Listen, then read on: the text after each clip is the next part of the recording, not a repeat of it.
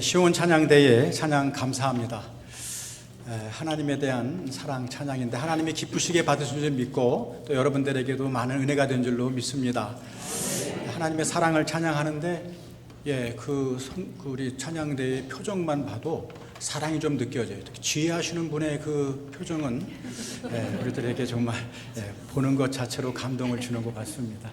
하나님이 그 찬양하시는 것 때문에 더 큰 복을 또 여러분들에게 주시기를 바랍니다. 자, 여러분들 이제 봄이 많이 가까워온 것 같습니다. 날씨가 많이 풀려 있죠. 이제는 겨울이 아무리 와도 봄을 이길 수 없습니다.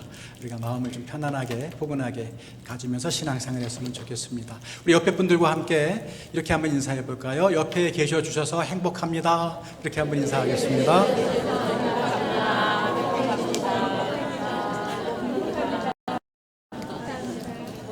정말 행복하십니까? 그 표정으로 나타나야 되는데 말만 그렇게 하시는 분들 없는 줄 압니다. 현대 문명의 가장 큰 특징 중에 하나는 속도라고 할 수 있을 것입니다. 오늘의 세상은 정말 정신을 차릴 수 없을 만큼 하루가 다르게 빠르게 변화하고 있습니다. 이러한 빠른 변화와 함께 현대 문명의 또 하나의 특징이 있다면 상대주의다라고 말할 수 있습니다. 얼마 전까지만 해도 절대적인 가치와 진리로 여겨졌던 규범들이 더 이상 설 땅을 잃어버리고 있습니다. 모든 것이 상대화되고 절대 기준이 사라진 불확실한 세상에서 저와 여러분은 지금 살고 있는 것입니다. 이러한 불확실성의 세대에서 때때로 우리는 이러한 질문을 솔직하게 던질 수 있을 것입니다. 이러한 세대에서 믿음이란 무엇일까? 아니, 여전히 믿음은 이 세상을 이기는 힘이요 능력일 수 있을까? 오늘 본문 말씀은 이러한 실존적인 물음 앞에 서 있는 저와 여러분을 향한 하나님의 대답이라 말할 수 있습니다. 오늘 본문에 나오는 사드락과 메삭과 아벳느고는 다니엘의 세 친구로 바벨론으로 함께 포로로 잡혀온 유다 백성의 일부입니다. 그 당시의 역사 자료를 보게 되면 바벨론은 정복한 민족에게 상당한 자유를 허용한 것으로 알려져 있습니다. 물론 정치적인 목적이 더 강했겠지만 자치권도 어느 정도 인정해 주었고 포로라도 유능하면 관리로 채용했다는 것입니다. 오늘 본문 바로 앞에 다니엘서 2장 49절에 보면 다니엘이 왕의 꿈을 해몽해 준 사건을 전후로 해서 인정을 받죠. 그리고 그 다니엘의 추천으로 이 바벨론 왕이 그의 세 친구 사드락과 메삭과 아벳느고를 바벨론 지방을 다스리는 고귀한 관리로 채용했다는 언급이 나옵니다. 포로의 신세로 정복국의 중요한 관리가 되었다는 사실은 엄청난 놀라운 일이 아닐 수 없습니다. 그러나 다른 한편으로는 본토인의 입장에서 보게 되면 그들은 시기와 끔찍한 시기와 질투의 대상이 되었음을 우리는 쉽게 예상할 수가 있습니다. 마침내 그들을 시기하는 본토 사람들에게 아주 좋은 기회가 찾아왔죠. 느부갓네살 왕이 두라라고 하는 평지에 커다란 금신상을 세워놓고는 제막식 날 왕국의 모든 관리가 그것에 절해야 된다라고 하는 법령을 선포합니다. 절하지 않은 사람은 고화 지위를 막론하고 뜨거운 불 속에 넣어 화형에 처하겠다는 끔찍한 법령이었습니다. 저와 여러분이 잘 아시는 것처럼 사드락과 메삭과 아벳느고는 절하지 않았고 마침내 그들은 시기자들의 고발로 분노하는 바벨론 왕 앞에 벌벌 타오르는 풀무불 앞에 끌려오게 되었습니다. 오늘 우리가 읽은 본문 말씀은 느부갓네살 왕이 그들에게 마지막 기회를 주는 장면입니다. 상당히 드라마틱한 장면이 아닐 수가 없어요. 절할 것이냐 말 것이냐, 우상 숭배냐 죽음이냐, 그들은 훨훨 타오르는 용광로 앞에서 선택해야 할 위기에 직면해 있는 것입니다. 놀라운 점은 이러한 위기 앞에서 그들의 믿음이 더 분명하게 드러나게 되었다는 것입니다. 참된 믿음이란 어쩌면 어려운 상황 속에서, 위기 속에서 더 빛을 발한다는 진리가 통하는 것이라고 볼 수 있습니다. 오늘 우리는 이 왕 앞에서 건네는 이들의 대답을 통해서 이들의 믿음을 살펴보고 오늘을 사는 우리의 믿음이 어떠해야 하는지를 묵상하고자 합니다. 첫째로 그들에게 믿음은 절대적인 가치였다는 것입니다. 그들에게 믿음은 절대적인 가치였습니다. 자, 오늘 본문 16절을 한번 읽어보시겠습니다. 자, 16절 다 함께 읽습니다. 시작.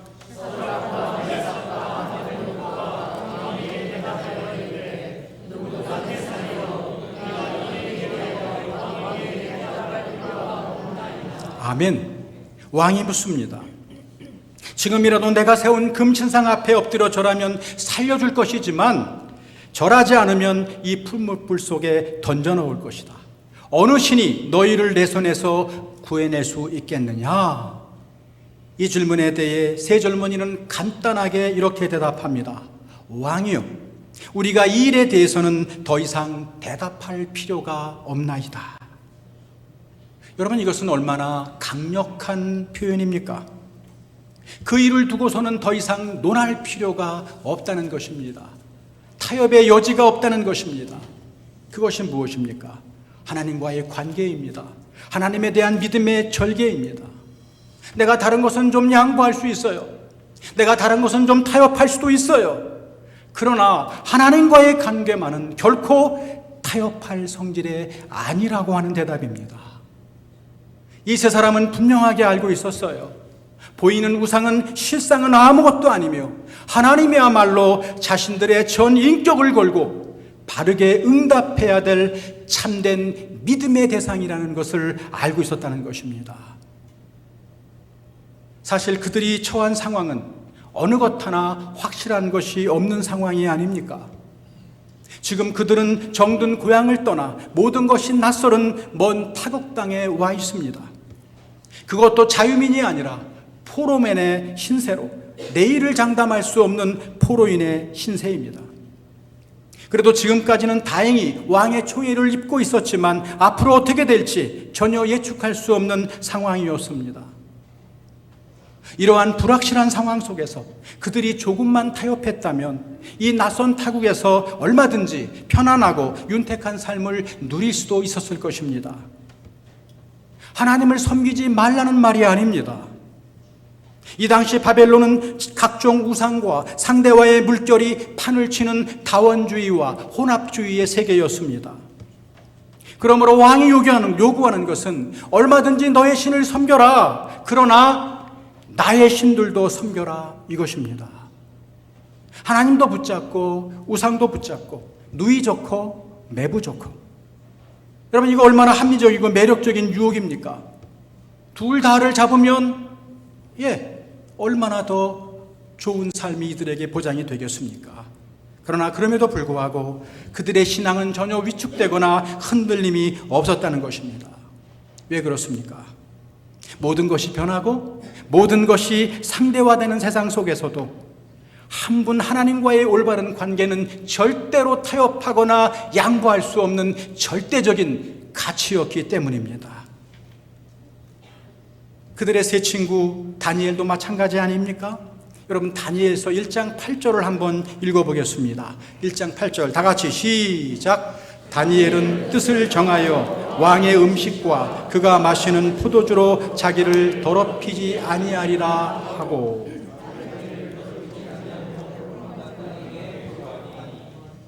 여기에서는 뜻을 정하여라는 말이 중요합니다. 뜻을 정하여. 다니엘은 왕의 총애를 받고 있긴 했지만 우상 앞에 바쳐진 음식과 포도주로 자기를 더럽히지 않겠노라 뜻을 세웠다는 것입니다. 바벨론은 다원주의 종교와 혼합주의 문화로 끊임없이 다니엘을 공격합니다. 다니엘을 유혹합니다. 그러나 다니엘은 그러한 불확실한 환경 속에서도 하나님이라는 절대 가치를 포기하지 않겠노라 굳게 뜻을 세우고 결단했다는 것입니다. 믿음이란 움직이는 것이 아닙니다. 내가 서 있는 장소에 따라, 내가 처한 환경의 변화에 따라 변화되는 것은 참된 믿음이 아니라는 것입니다. 왜냐하면 모든 것이 변하는 세상 속에서도 우리가 믿는 하나님, 세상은 변할지라도 우리가 믿는 하나님은 어제나 오늘이나 영원토록 변함이 없는 유일한 분이시기 때문에 그렇습니다. 그렇다면 환경과 상황에 따라 적당히 타협하는 신앙으로 어떻게 변함없으신 하나님께 인정을 받으며 하나님의 형통함을 체험하며 살아갈 수 있겠습니까? 여호수아 24장 15절 말씀을 한번 읽어보겠습니다. 다 같이 시작. 만일 여호와를 섬기는 것이 너희에게 좋지 않게 보이거든 너희 조상들이 각 그쪽에서 섬기던 실력이든지 또는 너희가 어떤 나라에는 아무리 모르게 숨기시든지 너희가 섬길 자를 오늘 택하라. 오직 나와 내 집은 여호와를 섬기겠노라. 아멘. 얼마나 멋진 결단입니까? 오늘 우리가 살아가고 있는 이 세상도 바벨론의 세계처럼 어쩌면 다원주의가 판을 치고 혼합주의가 판을 치는 동일한 세상일지도 모르겠습니다. 이러한 세상에 살아가면서 다른 사람은 누구를 선택하든 나와 내 집은 오직 여호와만 섬기겠노라. 이 문제에 대해서는 더 이상 말할 필요가 없습니다. 이 절대적인 신앙의 가치가 바로 여러분의, 저와 여러분의 고백이 되기를 바랍니다. 두 번째로, 그들에게는 인간의 한계를 넘어서는 하나님의 능력에 대한 믿음이 있었다는 것입니다. 하나님의 능력에 대한 믿음이 그들에게 있었습니다. 17절을 보겠습니다. 다 같이 시작.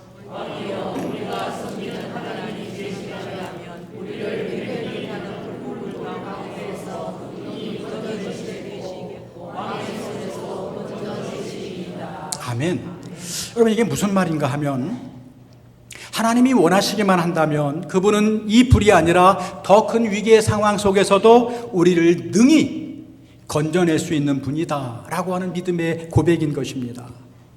다시 말해서 내가 믿는 하나님이 어떠한 상황 속에서도 자신의 자녀들을 구해내실 수 있다는 하나님의 능력에 대한 확고한 신앙이 그들에게는 있었던 것입니다. 여러분, 이들의 신앙 고백이 더욱더 귀한 것은 그 고백의 자리가 죽음이라고 하는 위기의 상황이었다는 것입니다.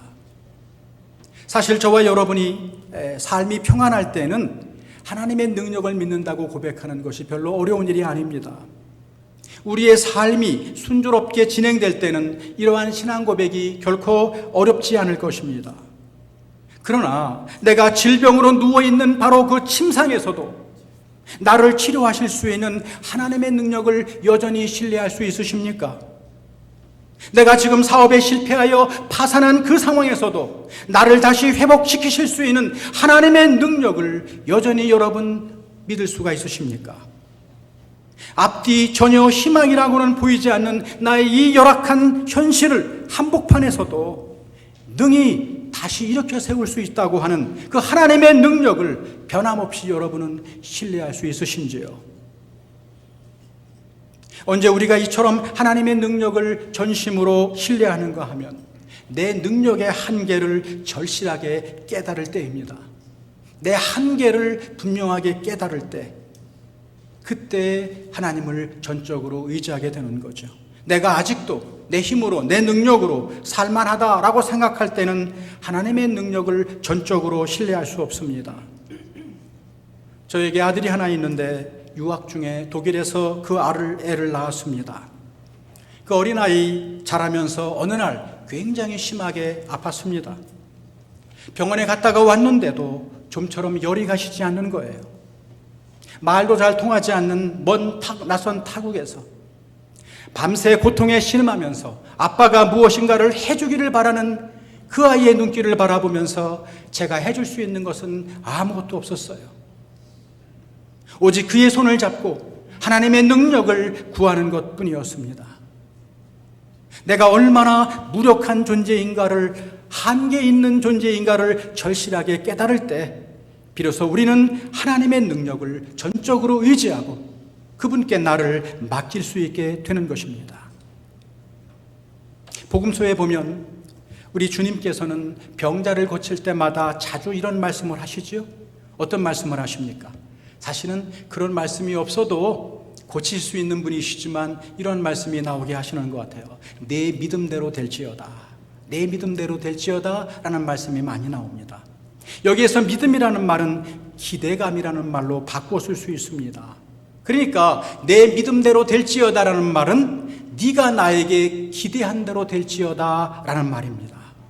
그런데 마가복음 6장 5절에 보니까 예수님이 자신의 고향에서는 아무 능력도 행할 수 없다고 말씀하세요.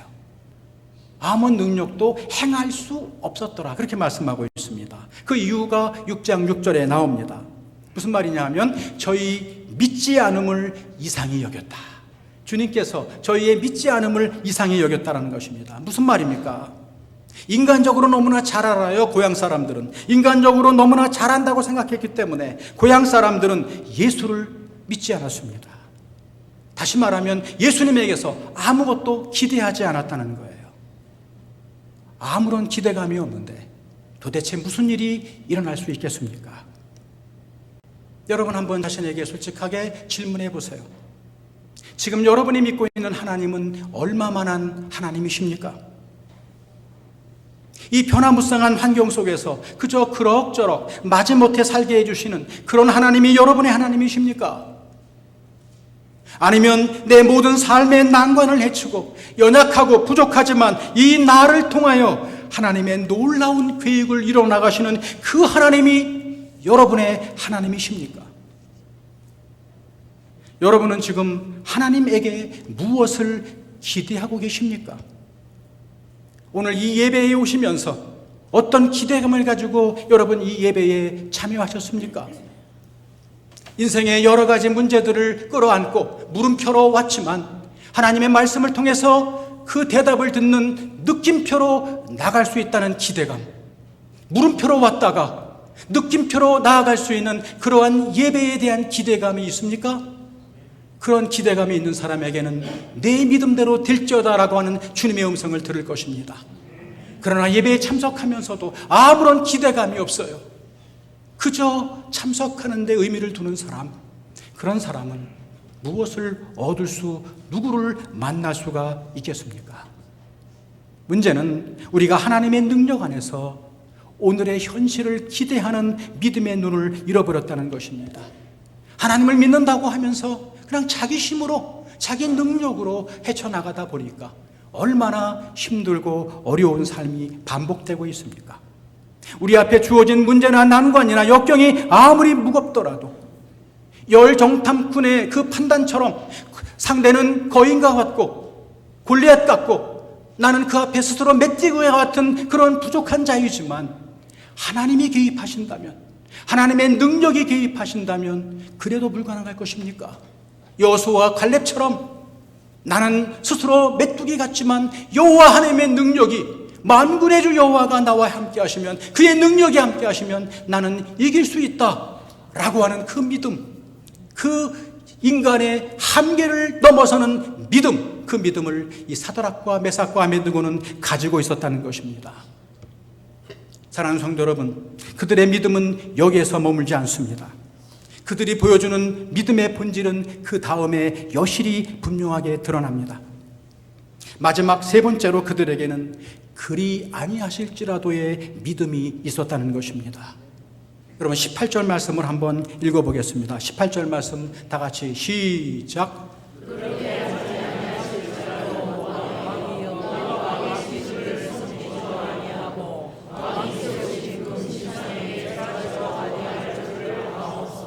아멘.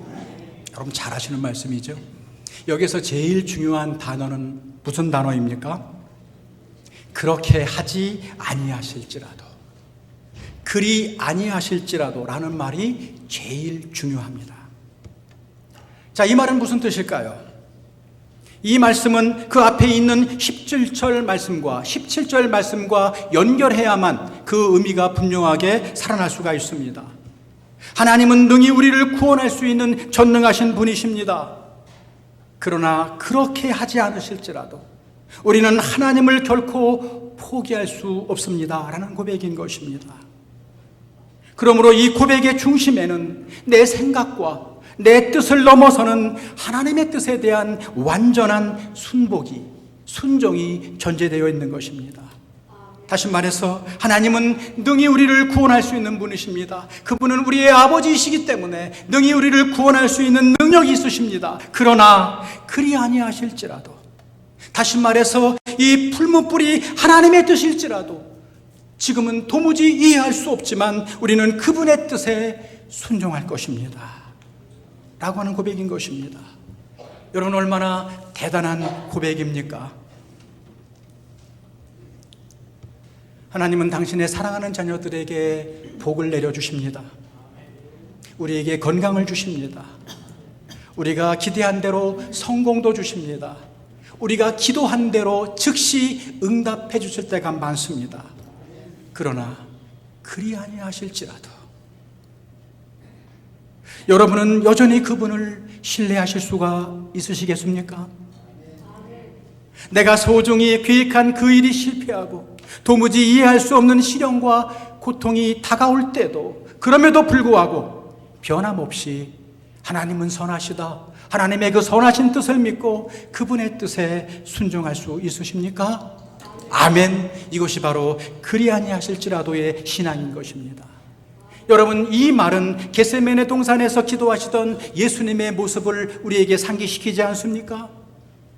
몹시도 괴로웠던 예수님, 십자가를 앞에 두고 땀방울이 핏방이 되도록 간절히 기도하시던 예수님, 그 십자가는 그분에게도 얼마나 벅찬 일이었을까요? 될 수만 있다면 이 십자가의 고통은 면하기를 원하시던 예수님, 그러나 그분의 마지막 결론은 무엇이었습니까? 아버지요, 할 수만 있다면 내게서 이 잔을 지나가게 하옵소서. 그러나 내 뜻대로 마옵시고 아버지의 뜻대로 하옵소서. 여러분, 이 기도 때문에, 이 기도에 따른 예수님의 순종 때문에 저와 여러분이 지금 이 자리에 있게 된 것입니다. 어떻게 예수님께서 이렇게 기도할 수가 있으셨습니까? 어떻게 이렇게 기도할 수 있었겠어요? 하나님 아버지의 뜻은 언제나 옳고 선하다는 것을 확신하셨기 때문입니다. 어떤 상황 속에서도 하나님은 실수 없이 나의 삶을 주관하시고 나의 선을 위해 일하신다는 하나님의 주권, 하나님의 뜻에 대한 확고한 신뢰가 그 중심에 놓여 있기 때문입니다. 여러분, 생각해 보세요. 우리의 이 머리털까지도 다 세신대요. 하나님은 우리의 머리털까지도 다 세시는 하나님, 저 공중에 나는 한낱 미물도 돌보시는 하나님, 먹이시는 하나님, 오늘 아궁이에 들어갈 저 들풀도 솔로몬의 입은 옷보다 더 아름답게 입히시는 하나님, 그분이 나의 아버지시라면 악한 자라도 자기 자식에게는 좋은 걸 줄 알겠느냐? 하물며 하나님께서 자기 자녀에게 얼마나 더 좋은 것을 주시겠느냐 약속하신 그 하나님, 그 하나님이 진정 나의 아버지가 되어주신다면 우리는 그분의 선하시는 뜻도 믿을 수 있지 않으시겠습니까? 이것을 깨달았던 사도 바울 자신의 좌우명, 여러분 늘 제가 강조하는 좌우명 있죠? 하나님을 사랑하는 자, 곧 그 뜻대로 부르심을 입은 자들에게는 모든 것이 합력하여 선을 이루느니라. 아멘. 여러분, 여기에서 우리는 믿음의 본질이 무엇인지 분명하게 깨닫게 됩니다. 여러분, 믿음이란 하나님의 능력에 대한 믿음을 넘어서서 하나님 그분 자신을 신뢰하는 것을 말합니다. 하나님의 능력뿐만이 아니라 더 나아가서 하나님 그분을 신뢰하는 것이 믿음입니다. 하나님 자신을 신뢰하게 될 때 그분의 뜻까지도 온전히 받아들일 수 있는 것이지요. 우리가 처음 예수를 믿을 때, 처음 하나님을 믿을 때 우리는 주로 하나님의 손을 구하게 됩니다. 하나님의 손에 집중합니다. 아이들이 퇴근하는 아버지를 보고도 기뻐할까요? 아버지의 손에 들고 있는 선물을 보고도 기뻐할까요? 마치 그것처럼 우리가 처음 예수를 믿을 때는 그분 손에 들려있는 선물들, 베풀어 주신 놀라운 능력에 더 집중하게 되는 것입니다. 그러나 우리의 신앙의 연륜이 깊어지면 깊어질수록 그분의 손이 아니라 그분의 얼굴을 구하게 되어 있습니다. 그분의 손을 보는 것이 아니라 그분의 얼굴을 구하는 사람 된다는 것입니다. 다시 말하면 그분의 뜻, 그분의 마음을 더욱더 헤아리게 되는 것이지요. 그렇기 때문에 하나님은 이 일을 통해서 무엇을 원하고 계실까? 이 고난과 시련을 빨리 벗어나는 것만이 능사가 아니라 이 일을 대한 하나님의 뜻은 무엇일까를 생각하게 된다는 것입니다. 결국 참된 믿음은, 초점은 참된 믿음은 내 뜻을 이루어 나가는 수단이 아니라 하나님의 뜻을 이루어 나가는 과정입니다. 참된 믿음의 초점은 내가 하나님을 변화시키려고 하는 것이 아니라 하나님의 뜻에 내가 변화되는 것입니다. 그래서 많은 경우 하나님은 당신의 사랑하는 자녀들, 너무나 사랑하지만 그 사랑하는 자녀들에게 고난과 환난을 면제시켜주는 것만이 능사가 아니라는 사실을 잘 알고 계신 것 같아요. 오늘 본문에 보면 우리 인간의 뜻, 인간의 바람은 무엇입니까? 하나님께서 풀무불이라고 하는 고난 속으로 들어가지 않도록 막아주는 것이 아니겠습니까? 그러나 하나님의 뜻은 그것이 아니었습니다. 오늘 말씀 바로 뒤에 보게 되면 이런 말씀이 나와 있습니다. 풀무불 속에 3사람이 들어갔는데 보이는 것은 4사람이라고 말입니다. 그리고 그 한 사람은 신들의 아들과 같았더라, 그렇게 말씀하고 있습니다. 여러분, 무슨 말입니까? 그 영광로의 한복판에 하나님이 그들과 함께 계셨다는 것입니다. 하나님의 함께하심, 여러분, 이것이 그리스도인의 형통함의 비결입니다. 이사야 43장 1절 하반절 2절을 한번 읽어보겠습니다. 다시 한번 다 같이 시작.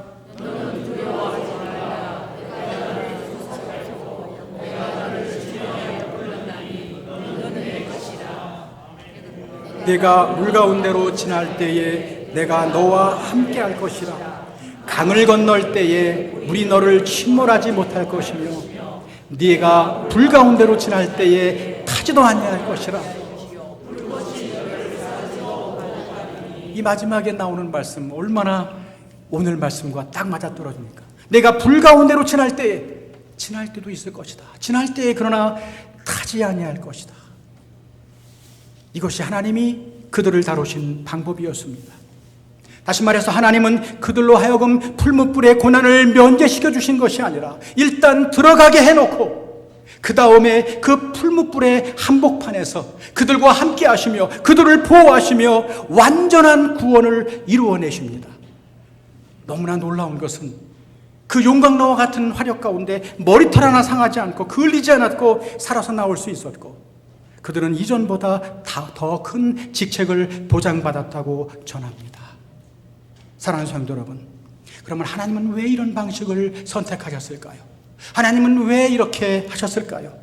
그 대답이 3장 28절에 나와져 있습니다. 그 대답을 한번 들어보겠습니다. 다 같이 시작.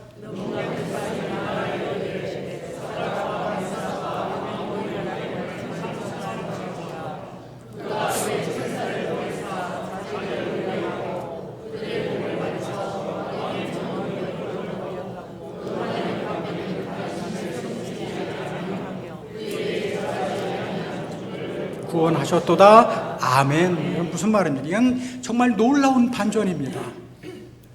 느부갓네살 왕, 이교도들이 하나님을 몰랐어요. 그리고 하나님을